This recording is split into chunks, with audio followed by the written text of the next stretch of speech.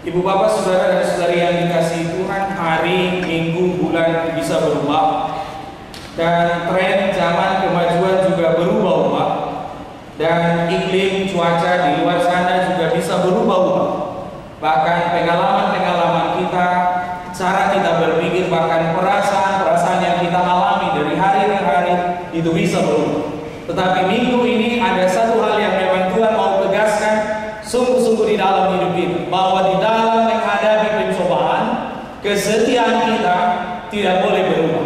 Maka masalah bisa berubah, persoalan bisa berubah, tetapi kesetiaan kita kepada Allah tidak akan pernah bisa goyah dan tidak akan bisa berubah. Mengapa tidak boleh berubah? Kita mulai lihat satu persatu pencobaan ini, Bapak Saudara. Hal pertama, kenapa orang percaya tidak boleh berubah? Dia harus tetap setia di dalam pencobaan itu karena alasan pertama, rupanya si pencoba itu dia licik sekali. Mari kita lihat ayat yang ketiga. Kita lihat betapa liciknya si iblis itu, betapa liciknya iblis itu. Saya ajak ibu bapak saudara, mari kita baca bersama. Lalu datanglah si pencoba itu dan berkata kepadanya, jika engkau anak Allah, perintahkanlah supaya batu-batu ini menjadi roti. Kita lihat pertama apa yang dibuka. Pertama sekali yang disentuh dan yang disinggung oleh iblis itu adalah soal status. Dia berkata, jika engkau anak Allah, maka jangan heran ketika kita punya masalah, orang lalu bicara, loh, bukannya you yang selalu rajin berdoa, bukannya kamu yang setiap 15.30 itu tidak pernah absen ke gereja, kok rasanya ya enakan gua loh, yang mungkin hanya ibadahnya napas begitu. Natal pasca maksudnya. Jadi datang Natal, habis itu hilang, pasca baru nongol. Kayaknya hidup ini ribet amat ya yang Anda alami. Kalau gua ya jujur saja, friend, ini bukan soal apa ya, real kita bicara, nggak usah jauh-jauh bicara soal hal-hal yang lain. Kayaknya enakan gua deh, santai aja, kayaknya tidak ada masalah. Lalu mulailah kita mulai ditekan. Oh Yesus, ini kenapa ya? Bukannya saya sudah berdoa, bukannya saya sudah berharap hanya kepadamu saja, kok saya harus alami hal-hal yang seperti itu. Hal pertama yang paling sering diganggu dan dia utak-atik itu adalah soal status. Dan sayangnya itu tidak disadari oleh banyak orang sekarang. Dikit-dikit punya masalah, ngadunya di status. Status Facebook kah, status BBM kah, status di Twitter. Dikit-dikit masalah, masuk ke status. Gak tahu apa, hari masih terang tapi statusnya sudah tahu gelap katanya. Hari masih siang tapi status sudah gelap. Ada mental kekanak-kanakan yang sekarang orang punya, bukan anak-anak tapi kekanak-kanakan. Yang ketika pencobaan ini masuk dan bisa menyelinap di dalam banyak hati orang. Yang statusnya, yang seharusnya status itu bisa membesarkan nama Tuhan, memuliakan nama Tuhan, tapi di sana peniblis kasih kesempatan. Siapa punya masalah, dikit-dikit ngadu deh di sana. Akhirnya hidup ini bukannya malah tambah baik. Yang ada adalah hidup ini bertambah sulit dan bertambah susah. Hal kedua, mari kita lihat. Masih di pencobaan ini. Dia katakan, jika engkau anak Allah, perintahkanlah supaya batu-batu ini menjadi roti. Urusannya roti. Ibu bapak saudara, kita lihat. Adam pertama digoda soal makanan juga. Tetapi Adam kedua digoda dengan hal yang sama. Adam pertama jatuh ke dalam dosa. Adam kedua, dia tidak mau kompromi dengan dosa.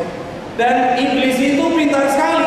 Dia cari titik lemah yang paling dalam diri kita. Bukankah 40 hari 40 malam kalau orang sudah puasa disuruh di sini. Yesus pun lapar. Sehingga yang dia cari itu titik-titik yang lemah di dalam diri kita. Ketika suami dan istri, saya bertengkar dengan istri, heboh, marah, emosi sekali. Terus datang iblis itu sentuh titik yang paling lemah. Terus bunyi SMS kan begitu. Sorry bro, kayaknya lu baik-baik aja kan? Kayaknya gua kepikiran banget deh sama lu. Begitu kan? Langsung dibalas. sis, lu kok tahu banget ya? Gue lagi berantem sama istri gue, tahu? Katanya kan? Lalu dia kasih penguatan. Tampak sekali begitu iblis itu mas. Sis, maksudnya siswono, bukan Siska atau yang lain itu. Tetapi di dalam titik-titik lemah itu dia bekerja. Ketika kita lagi bingung banget, ini dokter kok nggak ada aja yang ngomong. Ada dukun loh itu pintar sekali. Ketika kita dalam kebingungan begitu, ada aja ruang untuk korupsi. Ini mantap, ini terima kasih Tuhan, kau sediakan jalan. Begitu kan orang. Dan iblis itu pintar dengan menata semua bahasa kan. Saya pernah kaget juga ketika ada serombongan teman. Kita makan siang. Ada beberapa pendeta di dalamnya. Lalu si bapak ini cerita, ya kalau kami yang di kantor ini, gimana lah ya Pak Pendeta ya? Kalau kita nggak harap cuma gaji saja, nggak pintar kanan kiri sana sini sedikit, ya gimana lah aman bisa bantu gereja, bisa mendukung pelayanan dan hidup dengan baik. Gitu. Datang pula Pak Pendeta, ya bukankah memang ada firman yang tertulis? Hendaklah kau cerdik seperti ular, kan begitu.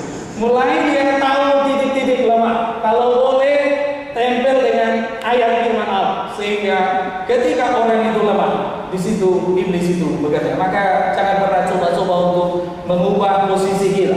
Sebab iblis itu yang pertama yang dia incar adalah status kita, dan yang kedua adalah titik paling lemah di dalam kehidupan yang kita alami. Ketika kita punya sifat buruk, misalnya pemarah, itu ada aja orang yang memang ngecekelin pikiran kita terus. Ketika titik lemah itu dia baca, disitulah dia datang mengerogoti kita. Hal ketiga, dia suka mencipta pengalihan. Kita lihat, ini puasa dialihkan kepada roti. Soal rohani diganti soal jasmani, dan itulah strategi iblis yang ketiga. Yang pertama dia incar status kita, yang kedua dia cari titik yang paling lemah di dalam diri kita, dan yang ketiga dia alihkan, pengalihan. Ini pintar sekali, dari hal rohani dia pindah ke hal-hal jasmani. Simpelnya begini, anak-anak masa pacaran sekarang, kalau hati pikiran sudah dialihkan, hal-hal yang pokok bisa jadi hilang. Kalau pacarnya itu nggak makan, itu SMS-nya 10 kali loh. Say, please dong, makan ya. Begitu loh. Rapi sekali. Tapi kalau mama nggak makan, itu beda. Mam, serius nih nggak makan? Enggak, mama nggak selera, belum selera. Ya udah gua habisin ya. Langsung begitu. Kalau pacar itu enggak, padahal siapa yang paling pokok? Mama sebenarnya. Kalau pacarnya itu sakit, wah itu gelisahnya luar biasa. Please dong saya jangan sakit ya, please gitu. Itu jetnya banyak sudah kesana. Tapi kalau mama lagi sakit, mam sakit ya? Iya, aduh mama nggak tahu nih. Udah berobat? Belum. Ya berobat lah, masa ditahan-tahan? Begitu doang. Kalau pacarnya itu marah, lihatlah betapa hidup itu bisa dialihkan sebegitu jauh. Kalau pacarnya itu marah, dia nangis sedihnya luar biasa. Tapi kalau mama yang marah, balas itu marah. Memang mama ya nggak pernah marahin gua, langsung begitu. Padahal kalau kita sakit, yang pertama kali bertindak bekerja itu bukan pacar, tetap mam sakit mam, langsung begitu. Tetapi pengalihan itu di situlah dia terjadi. Maka ketetapan hati kita hari ini, serumit apapun kesulitan, tantangan, pencobaan, ujian yang kita hadapi, satu kata yang harus ada di dalam kamus kita: tetap setia, tidak boleh berubah. Hal yang berikut di pencobaan ini, Yesus lagi-lagi dicoba untuk mengandalkan diri tanpa Bapa. Dan dia berkata, jadikanlah batu ini. You kan sudah lapar, mestinya Tuhan yang luruskan. Ya sudah, ini kan harus segera take action. Sudah gantikan jadi roti. Hal kedua, kenapa kita tidak boleh berubah? Pertama tadi kita tahu, kita lihat liciknya iblis itu. Hal kedua, dia pintar sekali. Kita lihat pencobaan kedua di ayat 5 dan 6. Sama-sama mari buka. Kemudian iblis membawanya ke kota suci dan menempatkan dia di hubungan bait Allah. Ayat 6. Lalu berkata kepadanya, jika engkau anak Allah, jatuhkanlah dirimu ke bawah, sebab ada tertulis mengenai engkau, ia akan memerintahkan malaikat-malaikatnya, dan mereka akan menatang engkau di atas tangannya, supaya kakimu jangan terangkut kepada batu. Kita lihat di sini, kalau godaan pertama tadi, dia goda untuk tidak percaya dengan Allah. Yang kedua, digoda untuk mencobai Allah. Kita lihat di sini, iblis itu pintar pakai ayat. Kalau yang tampak di ayat ini tadi, ia berkata kepadanya, jatuhkanlah dirimu dari atas ke bawah. Lihat, iblis itu juga bisa kutip nas. Dia hafal ayat Alkitab. Ini beda dengan teman kita yang bisa boro-boro hafal Alkitab. Dengan ayat juga jarang begitu. Kalau dia hafal sudah, luar kepala, dia berkata, dia tidak bilang sebab ada tertulis entah di mana ya, di Mazmur atau di mana gitu, pokoknya ada tertulis. Oh, iblis itu hafal, titik koma jelas. Bukankah ketika Adam dan Hawa juga, dia tahu banget apa isi dari hati Allah, tetapi dia rubah, dia jerumuskan, dia jatuhkan manusia dengan memakai itu. Lalu apa yang ditawarkan di sini? Bagaimana orang itu berubah dengan mencobai Tuhan? Misalnya kita mau ujian, udah deh santai aja, kan toh Tuhan pasti bantu. Udah tahu rampok di situ, masih jalan jam 2 pagi, nyantai, anak gadis lagi. Lo Inang, kau kenapa mesti di jam segitu? Mama ini gimana sih? Kan Tuhan pasti jaga. Begitu. Sudah tahu banjir, pertama udah datang tetangga, ayo bu, sudah begitu. Enggak, yes ya, Yesus tolong saya. Maksudnya, jadi itu mah ada STT ya, ya. Yesus tolong saya. Dia berkata, enggak, terima kasih Tuhan yang tolong. Datang lagi perahu karet. Ayo bu, kita keluar, ini banjirnya makin gede. Enggak, Tuhan pasti tolong saya. Terakhir bantuan helikopter sudah didatangkan oleh ibu penolong karena makin sulit sudah. Makin lama naik dia ke atap rumah itu. Tetapi dia selalu berkata, enggak, Tuhan pasti tolong saya. Terakhir banjir itu melewati, dia mati komplain, dia di surga. Tuhan gimana sih? Gua ngandalin lu banget tahu, dia bilang gitu. Lalu Tuhan berkata, bu, saya udah datang. Kapan? Gak ada. Lewat tetanggamu aku udah ngomong loh. Lewat perahu karet itu aku sudah hadir. Lewat pertolongan dari helikopter itu aku juga sudah bekerja. Jadi kadang orang senang sekali tergoda di dalam keadaan ini. Ibaratnya begini, ada satu orang pendeta yang jam khotbahnya itu full. Kalau minggu itu bisa 4 sampai 5 kali khotbah dalam 5 mimbar satu hari minggu.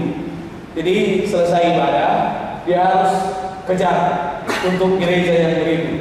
Supirnya itu Kristen, lalu membawa masuk dalam tol, langsung dia pacu 100, 110, 120. Terus bilang, Mat, namanya si Ahmad, Mat, santai Mat. Loh, Pak, kita kan harus kejar jam sekian, harus sampai sana. Iya, tetap tenang. Loh, Pak Pendeta ini gimana? Tadi kan khotbahnya ada malaikat surga yang selalu menjaga kita. Saya aminkan loh itu Pak, katanya. Iya Mat, tapi kalau kecepatan sudah 120, malaikat mau udah tinggal di belakang, katanya. Ketika orang senang sekali mencobai Tuhan. Hal ketiga, kita lihat esensi pencobaan ketiga. Ini untungnya pencobaan ini cuma 3. Kalau 8 nanti kita pulangnya jam 7. Kita lihat di ayat 8 dan 9. Pertama, iblis itu licik. Kedua, iblis itu pintar sekali. Dan yang ketiga, iblis itu pengaruhnya begitu hebat. Kita lihat betapa hebatnya pengaruh itu. Kita bersama ayat 8 dan 9. Dan iblis membawanya pula ke atas gunung yang sangat tinggi dan memperlihatkan kepadanya semua kerajaan dunia dengan kemegahan. Kita lihat pengaruh itu di ayat 9.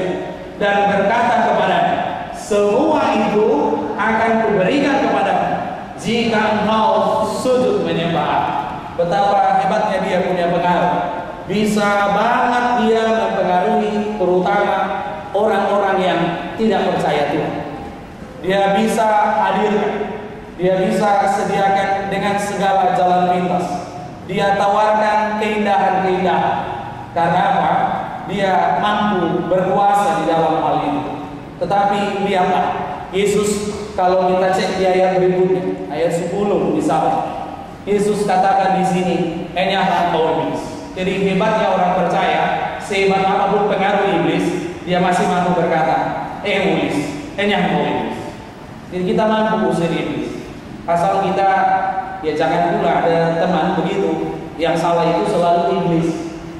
Padahal dianya yang pulang gereja, masih ibadah bersama suami dan istri, di parkiran langsung berantem, ribut, nggak pernah damai, nggak ada hadirnya sampai ke rumah. Terus malaikat itu tegur, iblis, fair katanya, Lucifer kan, fair, oh gitu banget ya. Orang aja belum kau tunggu sampai rumah udah kau hancurin, kau kacauin di parkiran sampai ke rumah. Lucifer itu pun protes, tar dulu bos, gua nggak segitu-gitunya banget.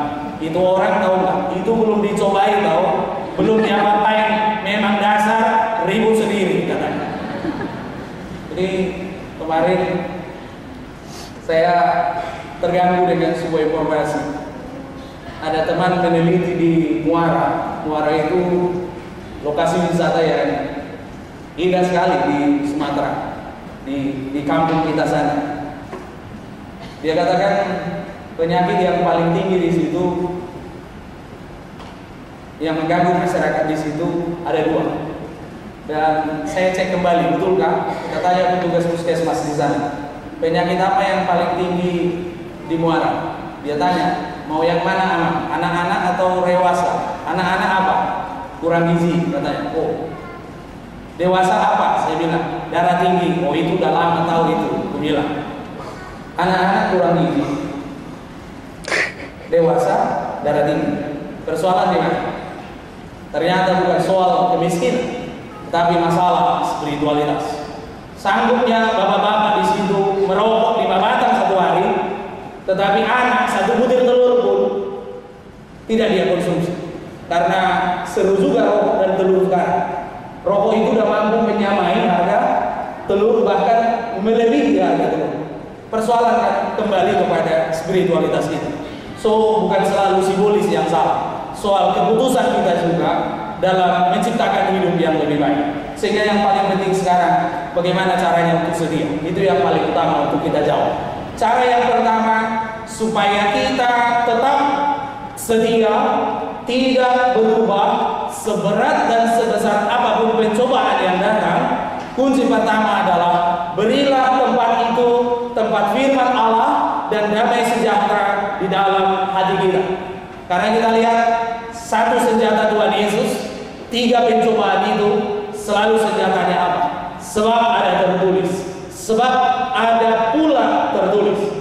Pertama dia katakan sebab ada tertulis, lalu di pencobaan kedua setan itu katakan, loh kan ada tertulis. Langsung dia lanjut lagi, sebab ada pula tertulis. Selalu yang bekerja power yang paling menguatkan Yesus adalah firman Allah dan damai sejahtera. Kita cek misalnya seorang Maria, Lukas 1:46-47. Maria itu hebat. Begitu malaikat katakan kepada anak gadis umur belasan tahun itu, Maria, kau akan mengandung segera. Maria katakan bagaimana mungkin itu terjadi, kan Natal baru lewat itu 2 bulan lalu. Lalu malaikat itu katakan, kita lihat ketika Maria buka hati bagi firman Allah, ujian seberat apapun dihadapi dengan Tuhan. Malaikat itu hanya katakan, nothing is impossible.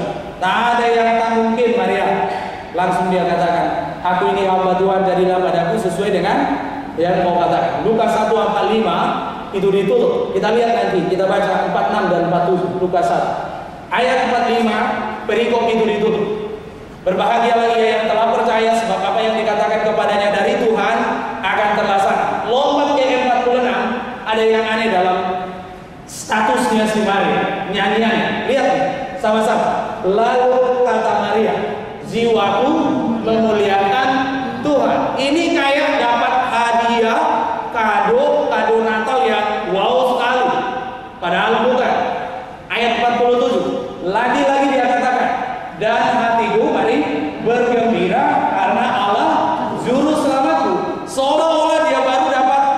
sesuatu yang wow sekali.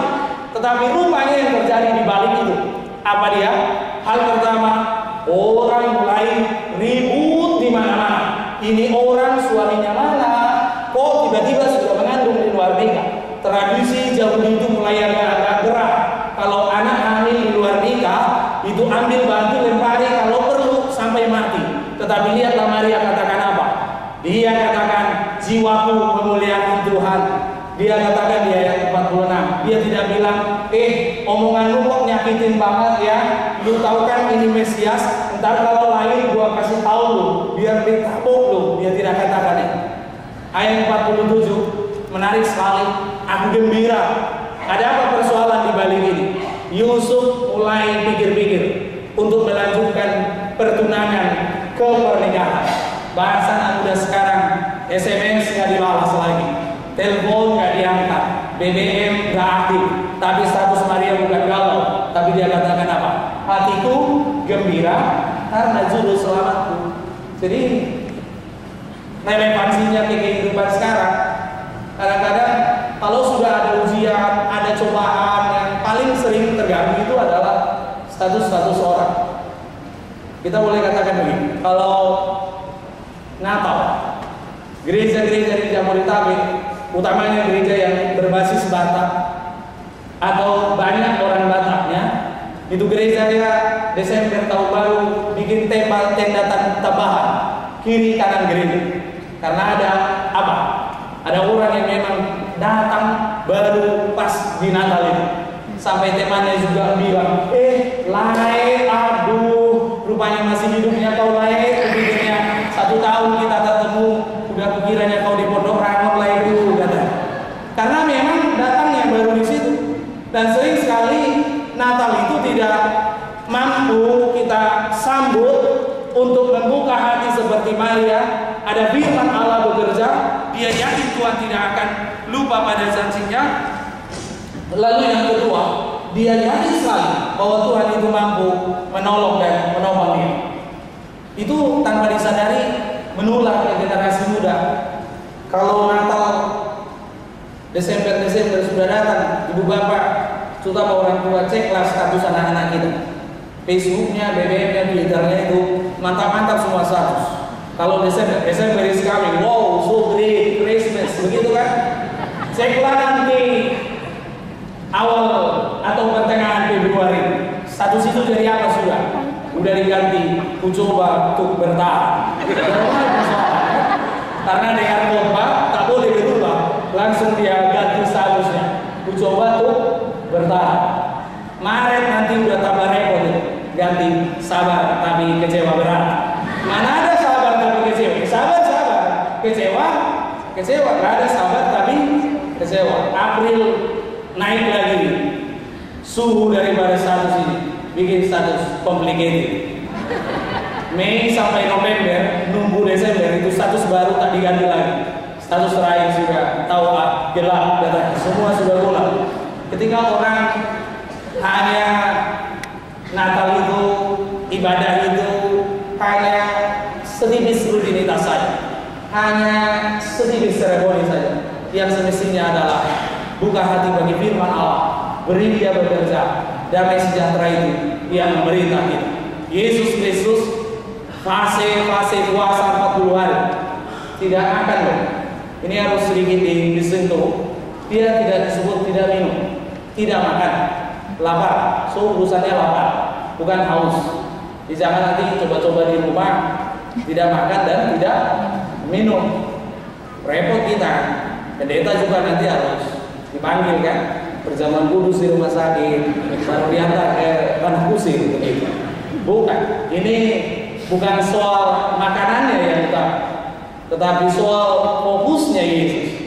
Lalu kita lihat di sana, ketika kita berkata, mungkinkah damai sejahtera itu, firman itu bisa menguasai hidupku? Aku kan mendosa, banyak kali najahatku, banyak kali orang sakit hati samaku. Bapak saudara jangan salah. Kandang domba di Natal kemarin itu pun, ketika pintunya terbuka dengan firman Allah, dengan Kristus yang lahir itu, dengan damai sejahtera itu, sukacitanya luar biasa. Kandang domba kemarin kan nggak susah bayangin. Kalau mau lebaran haji, Kan kandang-kandang dari Sukabumi itu kan pindahnya ke dekat rumah. Coba Bu, pagi-pagi buka pintu, biarkan angin masuk, hirup pelan-pelan. Terasa dia, kandang itu tidak nyaman, mengganggu. Kandang domba 2000 tahun yang lalu juga tidak jauh beda, sama saja. Tetapi lihat, ketika pintu kandang itu terbuka, jangankan soal mur dari tetangga, dari timur sono pun di tangan Majus itu Tuhan berani dan sanggup sediakan emas. Mana ada emas di kandang domba? Keliru kalau kita bicara emas di kandang domba.